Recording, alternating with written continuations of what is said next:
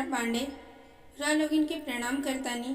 हमार चैनल भोजपुरी लोकगीत संग्रह में रा लोगिन के स्वागत बा।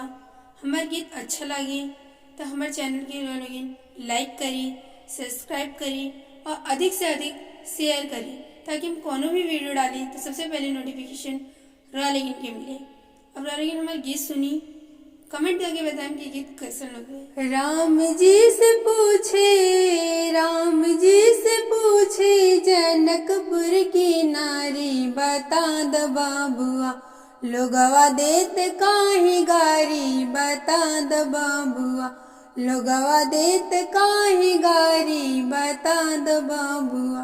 तोहरा से पूछू मैं ओ धनुषधारी, तोहरा से पूछू मैं ओ धनुषधारी, एक भाई गोर काहे एक काहे कारी, बता द बाबुआ लोगवा देत काहे गारी, बता द बाबुआ लोगवा देत काहे गारी, बता द बाबुआ।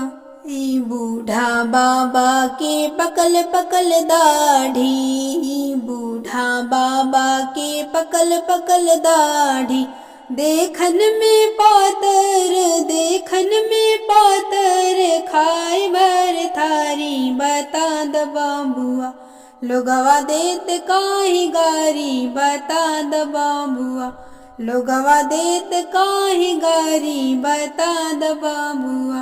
राजा दशरथ जी कैलन होशियारी, राजा दशरथ जी कैलन होशियारी, एकता मर्द पर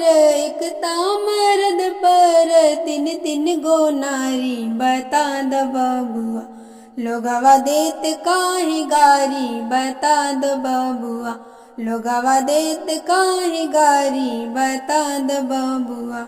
राम जी से